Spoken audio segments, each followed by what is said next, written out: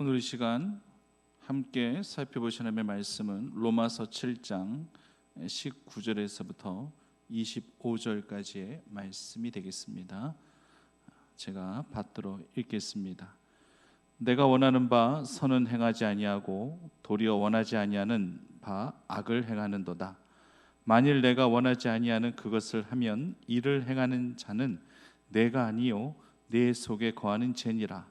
그러므로 내가 한 법을 깨달았노니 곧 선을 행하기 원하는 나에게 악이 함께 있는 것이로다. 내 속사람으로는 하나님의 법을 즐거워하되 내 지체 속에서 한 다른 법이 내 마음의 법과 싸워 내 지체 속에 있는 죄의 법으로 나를 사로잡는 것을 보는도다. 오라, 나는 공고한 사람이로다.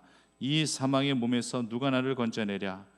우리 주 예수 그리스도로 말미암아 하나님께 감사하리로다. 그런즉 내 자신이 마음으로는 하나님의 법을, 육신으로는 제 법을 섬기노라. 아멘.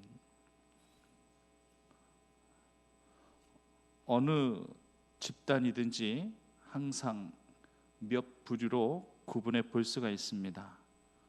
남성, 여성으로, 어른과 아이로, 때로는 인종으로, 혈통으로, 학연, 지연 등등으로 자연스럽게 그렇게 분류가 가능합니다. 그래도 이렇게 분류하는 것은 좀 괜찮습니다. 왜냐하면 동등하게 구분을 하는 것이니까요. 그런데 세상적인 관점과 기준에서 구분했을 때는 좀 기분이 언짢을 수도 있습니다. 부자와 가난한 자, 건강한 자와 병든 자, 많이 배운 자와 못 배운 자, 잘생긴 자와 못생긴 자, 이런 식으로 구분한다고 하면 분명 어느 한쪽은 기분 나빠할 수 있을 것입니다. 구별이 아니라 차별이라고 생각하기 때문에 기분이 언짢은 거예요. 차별받는 것을 좋아할 사람은 결코 이 세상에 없거든요.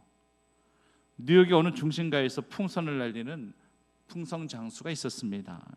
형형색색의 그런 풍선들을 하늘 높이 날리는 거예요. 빨간색, 파란색, 흰색, 하늘색 하나씩 풍선을 날리는데 아이들 그 장면을 보면서 막 감탄을 하면서 즐겁게 재밌게 쳐다보며 있습니다.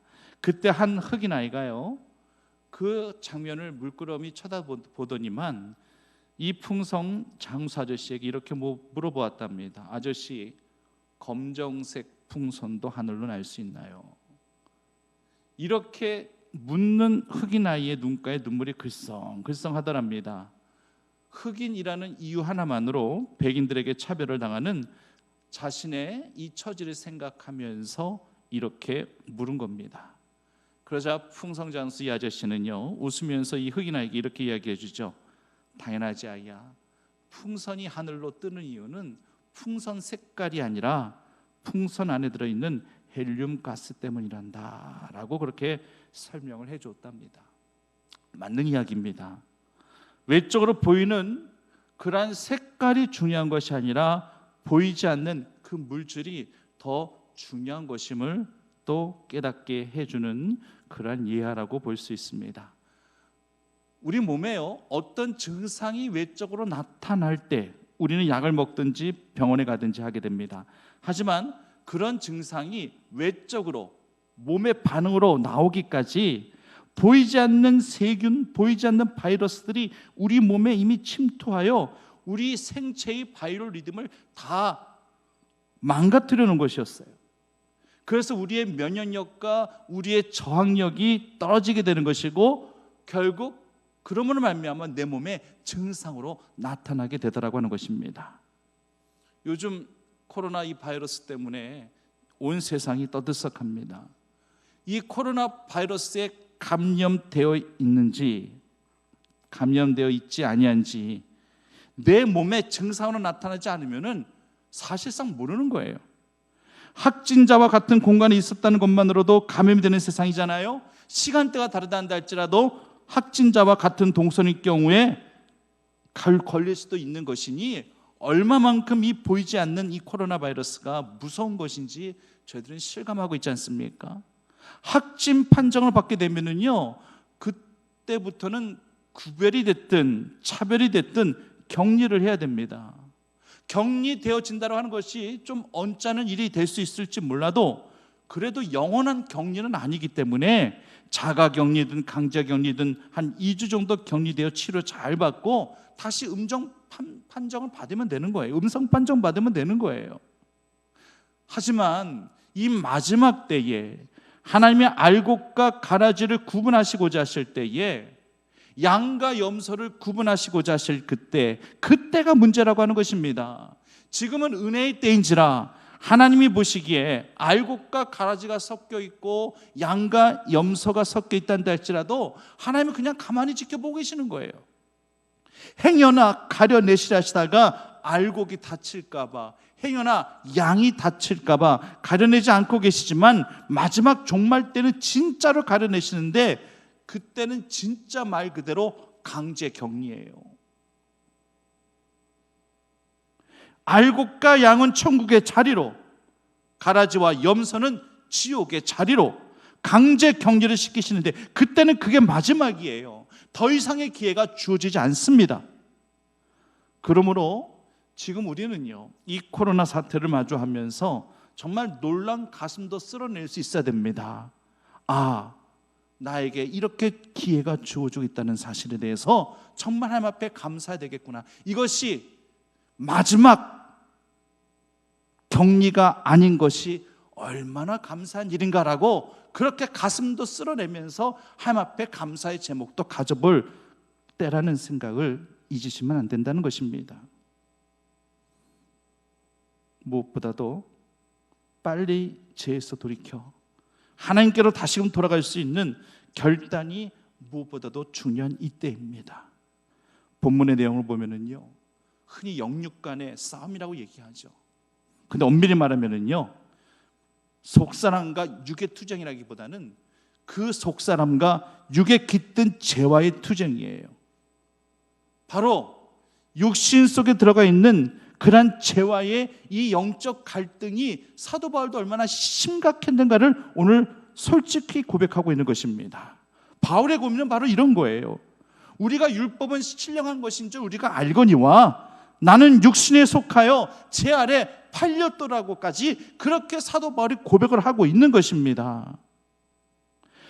아는 것 가지고는 해결이 안 된다라고 하는 거예요. 나도 알기는 많이 알고 있다라고 하는 것입니다. 율법에 대해서 많이 알고 있긴 있지만 그러나 이 법대로 행치 못하고 또 다른 육신의 법에 의해서 또 다른 제법 아래 나를 사로잡아 오는 그 지체의 법 가운데 속하여 그렇게 죄를 범하고 있는 내 자신을 보면서 지금은 솔직하게 그 갈등을, 그 아픔을 고백하고 있는 그런 바울의 모습을 보게 됩니다. 하나님의 법을 많이 알고 있으면 뭐 하는데요? 하나님 원하시는 대로 행치 않냐고 하나님의 법대로 지켜가지 않으면 아무것도 아닌 거예요. 아는 것 갖고는 안 되는 것입니다.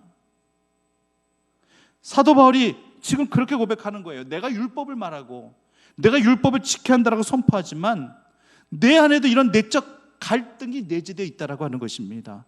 오죽하면은 나도 육신에 속하여 제 아래 팔렸구나, 이런 고백을 바울이 감히 했겠습니까? 다시 한번 말씀드리지만은요, 법이라고 하는 것은 많이 알고 있느냐가 중요한 것이 아니라 그 법을 내가 철저히 지켜가고 있느냐가 중요한 겁니다. 오히려 법을 많이 알고 있는 사람은요, 그 법을 아주 교묘하게 그렇게 악용해서 이속을 차려요. 그러다가 덜미를 잡혀가지고 큰 거 다치는 경우가 허다합니다만 하나님의 법도 마찬가지입니다. 선을 행할 줄 알고도 행치 아니하면 그게 뭐라고 성경은 얘기하고 있습니까? 죄라고 고백하고 있어요. 바울은 그걸 지적하고 있는 거예요. 그러기에 아는 것이 중요한 것이 아니라 말씀대로 행하는 삶이 중요하다라고 하는 것입니다. 그러면 모든 사람들이 다 그렇게 하나님의 법대로 하나님의 말씀대로 살아가느냐? 그건 아니잖아요. 사도 바울의 모습을 보면서 우리 위로를 얻습니다. 내 안에 내적 갈등이 있는 줄 알았는데 나만이 아니었구나. 대사도인 바울도 이런 갈등을 가지고 있었었구나. 그러므로 나에게 이런 내적인 갈등이 있다라고 하는 거, 영적 싸움이 있다라고 하는 거, 이거 오히려 감사하게 생각하셔야 됩니다. 감각 없는 자들은요, 그런 갈등조차 전혀 못 느껴요. 죽은 송장 위에 100kg의 물체를 올려놓느냐 200kg의 물체를 올려놓느냐, 그 무게가 뭐가 중요해요? 아무것도 느끼지 못하는데요, 죽은 송장이 뭘 느낍니까? 그 위에 키로수, 그건 전혀 문제가 안 되는 거예요. 갈등 자체는 못 느낍니다. 우리가 갈등할 수 있다고 하는 것은 우리가 살아있다라는 증거입니다. 죄수들은 죄를 지어도요, 별 죄책감을 갖지는 않아요. 그렇기 때문에 정가 5범이 정가 6범, 정가 7범, 정가 8범 되는 거 우습습니다. 이렇게 계속 숫자가 불어나는 거예요. 우발적이든 고의적이든지 간에, 정당 방어든지 간에 죄를 지을 수 있죠. 그 죄로 인한 처벌도 받게 됩니다. 그래서 다시 죄값 받고 감옥살이 하다가 이제 사면이 되든 형량을 다 채웠든 사회로 다시 나오게 된다는 할지라면은 죄를 안 짓고 살기 위한 부단한 노력이 필요해요. 이 모든 이전의 그 모든 습관들, 그 모든 삶의 방식들, 이 모든 것들 다 깨끗이 청산하는 것이 굉장히 중요한 것이거든요. 그런데 그것을 못 버리게 되면은 예전의 습관 똑같이 나오게 된다는 할지라면은 결국 또 죄를 짓게 되는 것이고, 그렇게 점점점 정가가 쌓여져 나가는 것이에요. 어떠한 죄책감도 갖지 못하기 때문에 그 같은 행위를 계속 반복적으로 연거푸 그렇게 하게 된다라고 하는 것입니다. 이런 사람들에게 갈등이라는 거요, 이거 찾아보기 힘들어요. 죄책감이라는 거요, 정말 찾아보기 힘들어요. 그냥 갈등 없이, 생각 없이, 그냥 죄책감 하나도 느끼지 않냐고 본능대로 내키는 대로 그렇게 행동하여 막대한 피해를 사회에 입히고 사람들에게 입히고, 그렇게 삶을 거의 초계처럼 버리다시피 한 사람들이 얼마나 많은지 모릅니다. 그러므로요, 우리가 이런 내재되어진 영적인 갈등, 내 마음으로는 하나님의 법을 따르고자 하는, 그 하나님을 따르고자 하는 그 순전한 법과 그것을 또 사로잡아 오는 또 다른 육신의 지체의 법, 이 죄의 법과 늘 싸워가면서 때로는 하나님의 법이 이길 때도 있어요. 때로 하나님의 법이 질 때도 있어요. 이런 것들을 우리는 다 경험하면서 그 가운데 갈등을 겪어가면서 우리가 고민한다 할지라도 그 모든 것들이 나에게 생명력이 있다는 것을 보장해주고 있다는 사실을 성도님들이 꼭 기억하시고 온전히 하나님의 법이 승리할 수 있도록 철저히 갑절무장해 나가실 수 있는 믿음의 신앙인 자녀들이 꼭 되시기를 간절히 소망합니다. 그래서 우리가 언제든지 말씀을 통해서, 특별히 예배를 통해서 우리가 늘 성령의 교통과 교감이 있어야 되는 것이고, 그래서 저는 이 예배를 이렇게 정의하고 싶어요. 하나님 앞에 내 가면을 내려놓고 내 상처와 고름을 하나님 앞에 다 내보이는 시간, 주님 앞에 다 보이는 시간. 환자가 의사에게 제대로 치유받으려면은요, 내 아픔, 내 함부, 이거 다 열어놔야 되잖아요. 마찬가지로 예배라고 하는 것은 그래요. 나의 모든 가식, 나의 모든 가면, 나의 이 보이지 아니하는 이 영적인 이 모든 갈등과 이 싸움의 고통, 이 모든 것까지 하나님 앞에 다 내보이면서, 내 상처와 고름을 다 내보이면서 주님 앞에 치유받는 시간, 이것이 바로 예배의 시간이고 말씀의 시간이라고 저는 힘주어서 말씀드리고 싶습니다. 그래서 회중 예배를 드리지 못하는 이 시간이 저에게 너무나도 가슴이 아픈 거예요. 아무래도 집에서 영상으로 예배를 드리시면 사실상 말씀 속에 깊이 들어간다고 하는 거, 말씀의 깊은 교제를, 친밀한 교제를 느끼신다고 하는 거 솔직히 좀 힘든 일입니다. 예배에 집중하기 힘들잖아요. 전화 오면 전화 받아야지, 초인종 소리 들리면 확인해서 문도 열어줘야 되지, 가스불도 안 껐다 싶으면 또 중간에 가스불도 껐는지 안 껐는지 확인을 해야 될 것이고, 또 집중할 만하면 또 인터폰으로 또 안내방송이 나오고. 하지만 우리는요, 때로는 이런 훈련도 필요해요. 예배 분위기를 다 갖춰놓고 정숙한 마음으로 교회 재단에서 예배드릴 수 있으면 얼마나 좋겠습니까? 다른 거 생각하지 아니하고 오직 말씀에만 귀 기울여 집중할 수 있으면 얼마나 좋겠습니까? 그러나 그렇지 못할 상황 가운데 속에서도 시끄러운 소음이 난무하는 그 같은 상황 가운데 속에서 내가 정말로 오직 나의 온 감각들을 오직 하나님께로만 집중하고 하나님의 말씀에만 집중하여 하나님의 뜻을 받아들이는 그러한 영적인 훈련도 우리에게 필요한 거예요. 그런 시간들로 하나님께서 요즘 우리에게 허락하신 것입니다. 정말로 어떤 집사님은 지난 주일날 영상으로 11시 예배를 집에서 딱 드리시면서 그래도 하나님 앞에 예배 드리는 것이기 때문에 비록 교회 나가 해중 예배로 예배를 못 드리지만 집에서 드리는 그 예배로 대체한 것이기에 정장을 딱 입으시고 딱 차려 입으시고 그렇게 영상으로 예배 드리셨다는 그 말씀을 듣고 제가 감동을 했어요. 그게 바로 마음의 중심이라고 하는 것이고 그게 바로 신앙의 중심이라고 하는 것이고 집에서 예배 드리니까 누가 나 볼 사람도 없고 잠옷 차림으로 그냥 이런 차림으로 그냥 예배 그냥 하면 보고 그러면 그게 예배입니까? 그건 보는 예배지 드리는 예배가 아니잖아요. 그런 마음가짐으로 신령과 진정으로 우리가 영상으로 예배를 드린다 할지라도 그런 마음 갖고 준비된 모습으로 예배 드릴 때에 하나님께서 그 예배를 기뻐 받아주시는 거 아니겠습니까? 근데 실상은 그렇다고 하는 거예요. 정말 설교에 올인하기 힘든 그러한 훈련들을 지금 여러분들이 가정에서 영상으로 예배 드리시면서 지금 하고 계시는 것입니다.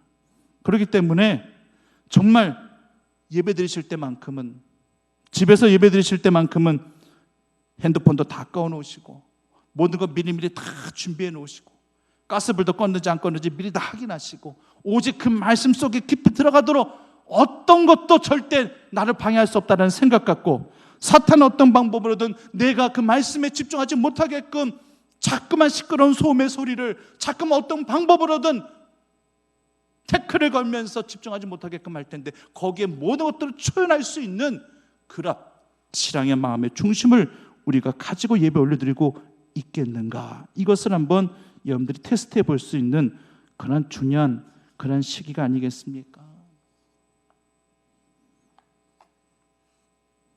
요즘은 정말요 살아있는 것이 전투고요 살아있는 것이 싸움입니다. 이 공기 중에도 우리 눈에는 잘 보이지 않지만 이 코로나 바이러스 같은 것들이 지금 다 대기 중에 많지 않습니까?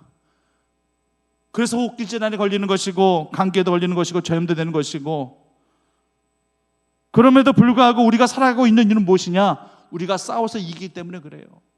싸워서 이기기 때문에 우리가 이렇게 살아갈 수 있다라고 하는 것입니다. 우린 매사에 조심하잖아요. 감기 안 걸리려고 바이러스가 침투하지 못하도록 하기 위해서 면역력과 저항력을 키워나가기 위해서 마스크도 쓰고 또 음식도 잘 먹고 운동도 해가면서 면역력과 저항력을 키워가면서 우리가 이겨내잖아요. 우린 매 순간마다 요즘같이 코로나 바이러스에 민감할 때는요 정말 매 순간마다 매 분초마다 우리 이 바이러스와 이 환경과 지금 영적 육적 싸움을 지금 해나가고 있다고 하는 것입니다.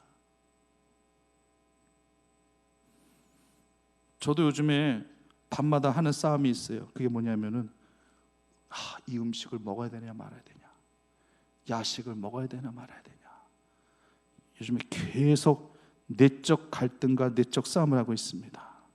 건강을 생각한다는 할지라면은 야식을 안 먹어야 되는데 안 먹고 자는 게 좋은데, 근데 사실 10시쯤 되면 배가 슬슬 고파지거든요. 솔직히 이 요즘 두 장정 아들들이 별로 도움을 안 줘요. 워낙 이 식성도 좋고 야식도 또 잘 먹는지라 그 모습을 보고 있느라면은 저도 저를 참 컨트롤하기가 쉽지가 않습니다. 그래서 거의 다 같이 먹는 경우가 거의 다반사예요. 작은 아이가 이 떡볶이를 또 나름대로 잘 만들어 해갖고 오더라고요. 참 맛있어요. 지금 영상으로 예배 드리시면서 속으로 이렇게 생각하시는 성도님도 계실 거예요. 가장 요리하기 쉬운 게 떡볶이인데 그것도 요리라고, 어떻게 하더라도 맛이 없을 수 없는 것이 그것이 떡볶이인데 그게 대수롭게 저런 식으로 저렇게까지 말씀하시는가, 이렇게 생각하실는지도 모르겠어요. 그래도 하는 게 어딥니까? 제가 말씀드렸죠. 방금 전에 말씀드렸죠. 아는 게 중요한 것이 아니라 아는 것을 행함으로 실천하는 게 중요한 것이라고 제가 말씀드렸죠. 저는 이제요, 다이어트, 이제는 제가 참 제 입으로 이 말 꺼내기 민망할 정도입니다. 제가 의지가 약해서 그런 거예요. 환경에 지배받고 육신의 소욕에 지배받는 모습 그대로입니다. 연약합니다. 근데 우리는 충분히 이렇게 음식 갖고도 충분히 내적인 갈등을 우리는 충분히 할 수 있는 거지 않습니까? 하물며 죄에 있어서는 왜 없겠습니까? 내가 마음으로는 하나님의 법을 따른다면서도 또 다른 육신의 지체의 법이 나를 사로잡아오는 것을 내가 경험하게 될 때, 이것이 죄인 줄 알면서도 죄를 짓고 말아버리는 그런 내 자신의 모습을 볼 때에 왜 거기에 갈등이 없고 왜 거기에 죄책감이 없을 수 있겠습니까? 그런데요, 성도님들, 실패해도 괜찮습니다.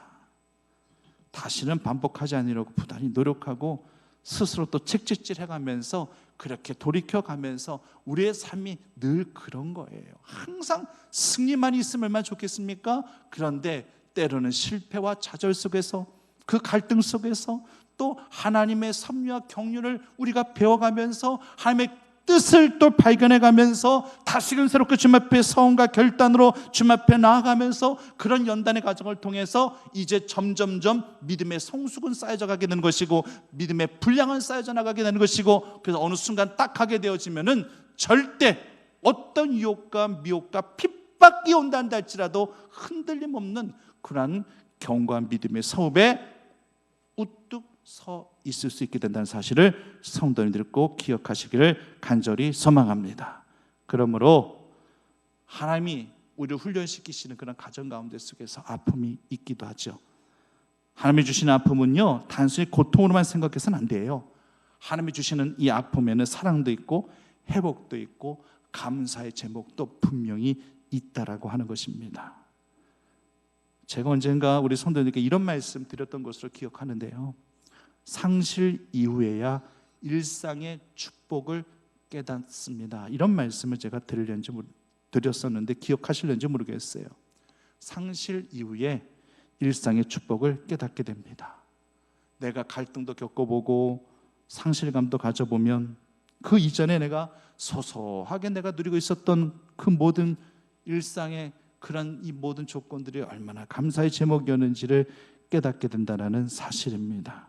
성도님들, 코로나 바이러스 때문에 혹시라도 행여라도 감염될까 봐 사람 만나기조차 꺼려지고 또 예배조차도 이렇게 해준 예배를 못 드리고 이렇게 영상으로 가정에서 예배드릴 수밖에 없는 이 같은 상황 가운데 속에서 절대 움츠려들지 마시고, 이럴 때일수록 신앙의 기지개를 펴시고 말씀 가운데 더 깊이 집중하여 이 모든 영적 싸움에서 지지 않고 선악을 이길 수 있는, 말씀으로 그 죄의 모든 유혹들을 물리칠 수 있는 신앙의 믿음의 사람들로 거듭나실 수 있는 믿음의 자녀들 꼭 되시기를 간절히 소망합니다. 영적 갈등은 있을 수 있습니다. 갈등이 있다는 것 자체만으로 고민하지 마십시오. 갈등이 있어야지만 내가 살아있다라는 그런 거룩한 증거가 되어지는 것이므로 그 갈등 속에서 생명력을 찾고 구하시고 성령의 감화력을 찾고 느끼시고 발견하실 수 있는 믿음의 자녀들이 되셔야 됩니다. 만약 사막이에요, 한 꽃 한 송이 피었다 생각해 보십시오.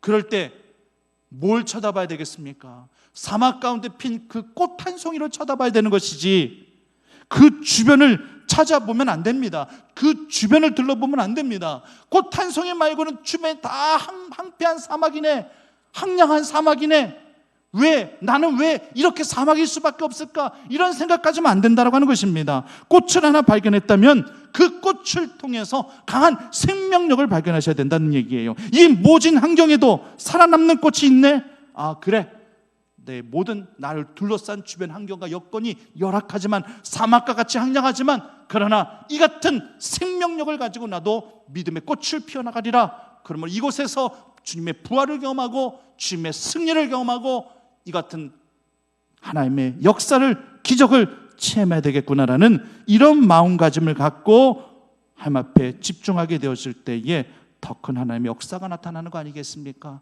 힘들고 어려운 이 시기 가운데 속에서 믿음으로 굳건히 승리하시고 더욱더 기쁨과 감사의 제목들을 하루하루 발견하시면서 살아가시는 믿음의 자녀들이 다 되시기만을 간절히 축원합니다. 하나님 아버지, 감사합니다.